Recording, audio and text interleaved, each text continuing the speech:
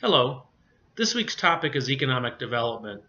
Please make sure you read Chapter 14 in the textbook before you attempt the written question for the week.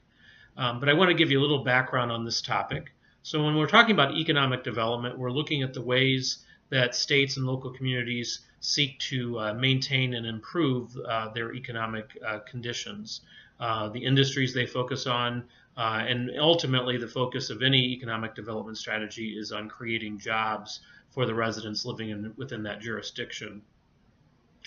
Each state and local community has hopefully a number of economic tools at its disposal that it can use. But states and local communities are, of course, very much affected by what goes on at the national level. So, for example, 9 or 10 years ago, when we were going through what is now called the Great Recession, almost every state in the country was affected in some way by that, even those states where the economy had been doing decently. But then you have a situation like we had in Michigan, where the auto industry has been our big economic driver for many years, and of course, back in earlier times when the big three automakers were really the only automakers making cars in this country. We could certainly rely on that industry. It provided great jobs and was an economic driver for this state, and certainly in the Metro Detroit area, as we well know. Now, the auto industry is still a major component of our economy here in Southeast Michigan, but it is certainly, as we know, the number of jobs in that industry have declined. The big three now face a lot of competition from foreign automakers, and automakers, of course, make some cars here in the United States and make them. They also make them in other places. So, and of course, the change to automation has had a major impact in terms of reducing the number of jobs available. And so, auto factories, trade deals, which again, people can have discussions and debates about the benefits or lack thereof of trade deals, but the reality is that they have certainly had an impact on the manufacturing industry in this country, and most importantly, our auto industry here in Michigan. So states and communities need to focus on ways to improve their economies and to deal with recessions and slowdowns. In Michigan, since over the recent years, the state has tried to diversify to some extent in terms of its economic tools and industries. In recent years, during the Granholm administration, there was a focus on the film industry, and the state of Michigan offered tax credits to film producers to make movies here in Michigan. And for a couple of years, there were quite a number of movies made here because we are a cheaper location to film movies. You can have a little more reality than you might in a California studio, and the film companies got a good deal on it. Under the Snyder administration, a lot of those film credits have been, for the most part, scaled back, so you don't see that as many movies being made in Michigan. Now, as to whether that would have been that we would have become a Midwestern Hollywood, that's probably doubtful. But there were people who were upset that we did scale back or eliminate most of those credits, but that's the reality. Other areas of our economy that both Governor Granholm and Governor Snyder have focused on would be in Governor Snyder's case, farming, the agriculture industry, which is a significant part of our statewide economy. Maybe not so much in the area where we live here in Southeast Michigan, but in other areas of the state, agriculture is large. You see Governor Granholm, during her administration, focused on alternative energy and alternative fuel technology, obviously kind of tying in with the auto industry. That was a focus of her administration. The authors of your book discuss other ways communities seek to attract economic development. One would be through the arts.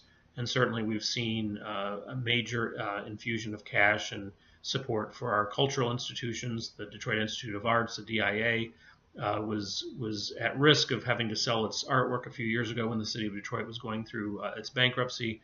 But thankfully, as part of the settlement to resolve the bankruptcy, the DIA was able to keep its art and not sell anything off. And voters in the Tri-County area here indicated support for the institution by appropriating a millage a few years ago that helps to subsidize the DIA. And while the DIA itself doesn't provide a lot of jobs to people, except for the people who obviously work there, but it's not a major job creator, but it does add to the quality of life in Southeast Michigan. People who want to live in big cities certainly would like to have a major cultural institution like the DIA. So the arts can be a very important part of economic development, and we see that here. The authors mention sports and building stadiums is one tool that some states and local communities have used. We certainly have done that here in Michigan. The Ford Field and Comerica Park, and more recently the Little Caesars Arena, were all partially constructed with taxpayer money, or a large chunk of it. Now there are debates back and forth about whether that's a good investment of public money. Some would say yes, because it attracts people into the city to patronize the stadiums, go to the games or the concerts as they happen at those venues. But others would argue that it really is not a major economic benefit to the community. The people come in, they go to the game, and they leave, and they're really not necessarily spending money in the city that they wouldn't have spent anyways. So there is a discussion of that in the book, so you should look at that. Again, you could argue, of course, that whether the stadiums benefit us economically or not, they do provide a quality of life benefit to people, just as the arts institutions do. So again, lots of discussions about that. The question is investing in stadiums and arenas the best use of taxpayer money, or could it be used for infrastructure or schools or other vital services for citizens? So kind of an ongoing debate there. Then you see the green jobs, and I discussed that in a written lecture that you'll read, hopefully. The green jobs, which again, Governor Granholm during her administration had focused on, certainly the future of alternative energy and things like that, could be a basis of economic development here in Michigan or in any state. So there are some discussion items that in the reading that I hope you look at, both the textbook as well as the online lecture.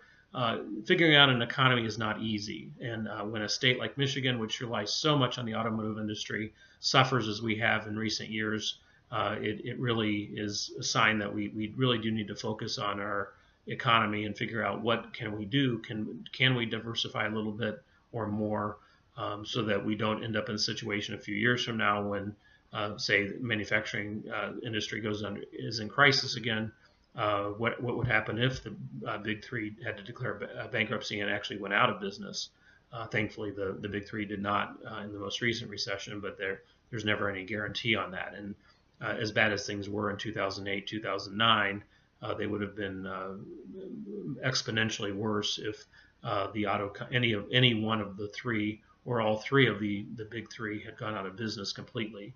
And that's, of course, the federal government stepped in with loans that really helped GM and Chrysler get through the crisis. Ford Motor Company didn't go through that, although it did suffer. So, and of course, it's not just the Big Three, but all the automotive suppliers, and certainly some people in this class may be employed by either one of the automakers or by an automotive supplier. So it is a major source of our economy. You can also see that here in Dearborn with the Ford Motor Company, and in fact the land that the college is on at one time was part of Henry Ford's estate, and we certainly do benefit in Dearborn from the presence of the Ford Motor Company.